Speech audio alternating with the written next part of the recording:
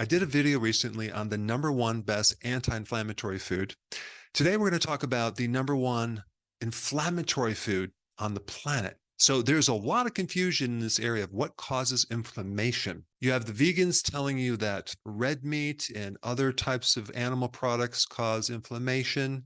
And then you have the carnivores over here saying it's the fiber that's causing inflammation. So they get rid of all the fiber and the plants, and all their inflammation goes away. So this is really confusing the public. Like, what do you do? There's many plants and herbs that have natural anti-inflammatories, right? Turmeric and milk thistle and stinging nettle root and many other plants have anti-inflammatories.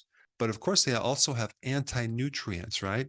Some people might say plants weren't designed for us to consume because they don't want to be eaten. But someone could say the same thing with animals. Animals don't want to be eaten too. They want to survive, right? So there's this big battle on this fiber, right? Fiber. Is it good? Is it bad? Should we consume more of it?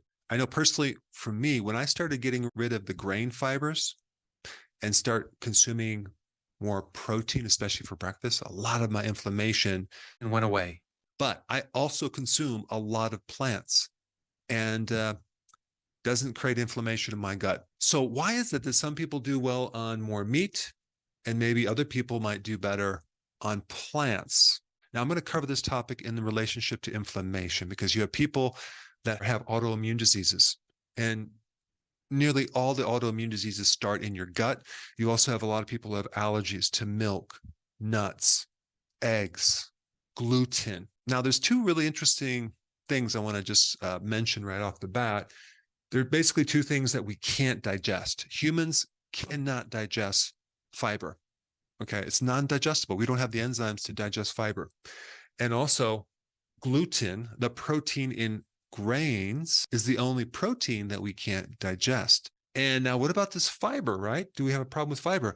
Well, some people can do well with fiber and other people can't. So what breaks down the fiber?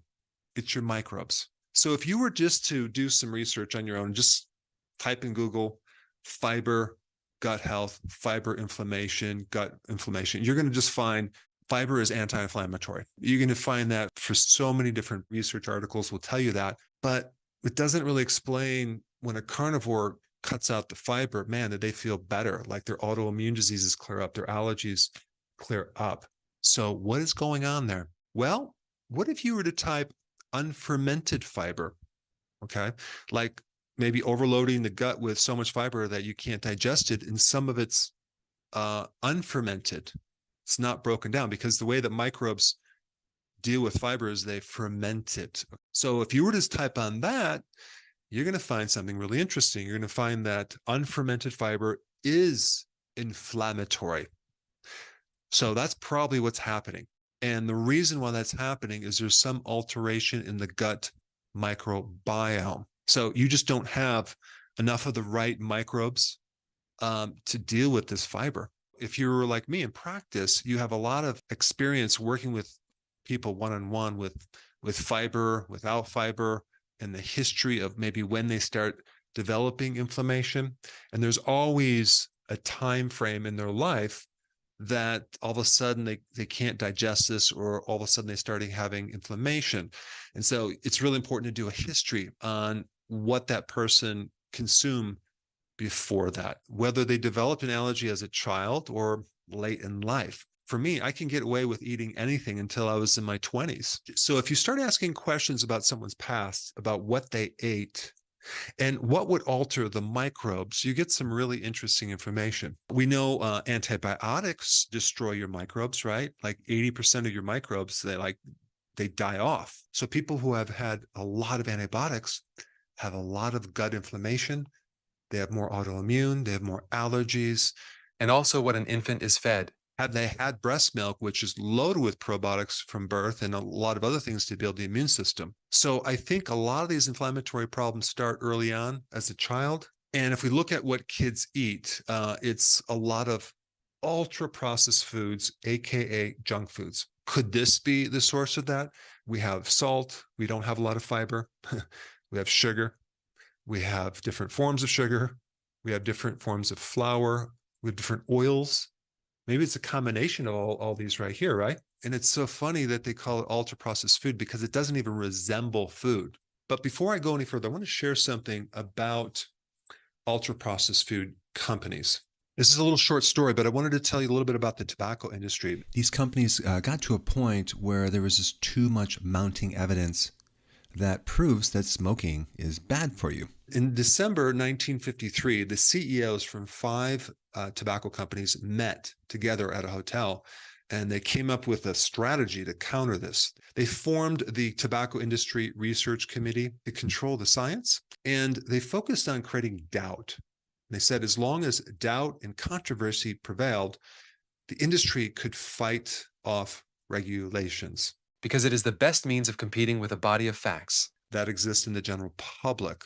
It is also the means of establishing a controversy.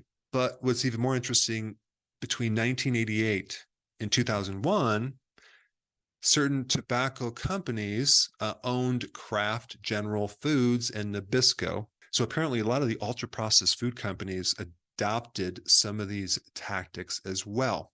I mean, if you even look at the time frame between the 80s and now, I mean, obesity has tripled. Kids are developing diabetes. There's conflict of interest with the scientific academies and advisory committees that form our food pyramid. There was an investigation in 2002 into the dietitian organization and found that they were investing in stocks in Nestle, Pepsi Cola, Johnson & Johnson. So there's a lot of conflict of interest. But the ultra-processed food companies have created a lot of doubt and uncertainty into the public. They blame the individual, not the food. They attack the scientists who speak out. They emphasize and promote physical activity over the diet. They deny the existence of harmful foods, saying there's no bad food, it's just bad choices. And they have an endless call for we need more research because it's inconclusive. So in other words, there's a lot of corruption in this area of ultra-processed food. And one thing that's very interesting about ultra-processed food is that there's a high level of glyphosate. It's in the corn, it's in the soy, it's in the cottonseed oil, canola oils. It's in the wheat products. It's sprayed on the wheat.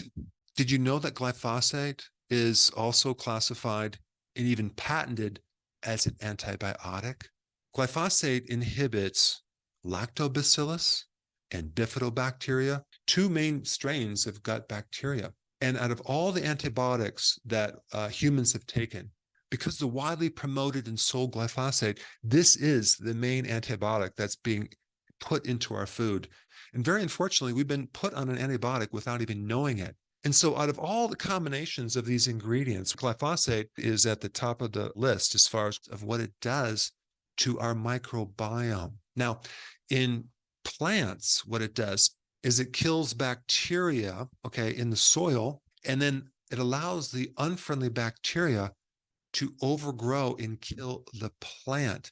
In fact, in this one report that I read, if you spray glyphosate in the sterile soil where there's no bacteria, apparently it doesn't kill the plant. In other words, you have to strengthen the pathogens by getting rid of the defense mechanism so it can take over the plant. I wonder if this is happening to our guts right now, especially since autoimmune diseases and many allergies start at the gut. And if we've been on an antibiotic for all these years, what is that doing to our inflammation? So as soon as we create enough damage in the gut, now we can't handle the fiber. Why? Because the microbes aren't correct and we're going to get unfermented fiber and it's going to irritate us. And this is why people that go on a carnivore diet do much, much better. And then when you change a child's diet and get them off the ultra-processed foods, right, they start having all sorts of positive outcomes. So the number 1 most inflammatory food on the planet is this right here, ultra-processed foods, which is more than one, but it's a basic recipe of sugar, flour, and seed oils with glyphosate. All right, so now that you know the most inflammatory food, if you haven't seen my video on the most anti-inflammatory food, that's a very interesting one too. I'm going to put that right here. Check it out.